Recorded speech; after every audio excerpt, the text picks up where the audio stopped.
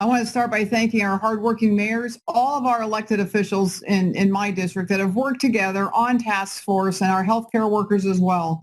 I want to thank our governor, Governor Eric Holcomb, for making Indiana a leader on coronavirus response and transparency. The state's 5-phase reopening plan is a responsible way to restart our economy while still working to contain the spread and flatten the curve. Indiana also pioneered a first of its kind small business PPE workplace where eligible small businesses could apply for bundles of face masks, face shields, hand sanitizer free of charge. The marketplace has fulfilled more than 20,000 orders so far.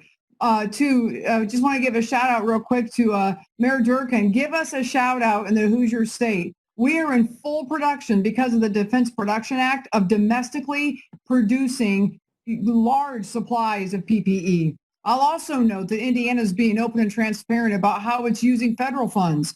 Governor Holcomb recently detailed to the Indiana delegation how the state used its $5 billion in federal funding on comprehensive testing, costs for emergency operations centers, PPE for critical workers and businesses, long-term care strike teams, congregate home PPE for critical workers and businesses, long-term care strike teams, congregate homes and child care providers, and a $300 million grant assistance program to our local communities.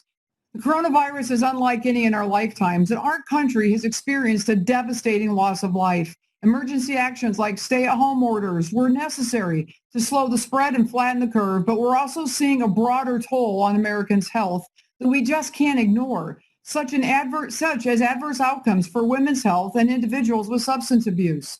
We need to protect women's health by ensuring they can see their OBGYN, receive a mammogram, and give birth in a hospital without fear. In my district, the local domestic abuse crisis line saw a 50% jump in calls as well. We're seeing drug overdoses back on the rise. I commend the Trump administration for enabling telehealth treatment, but safely reopening our mental health facilities is vital to stop the spread of this addiction to opioids and other drugs that continue to plague our communities.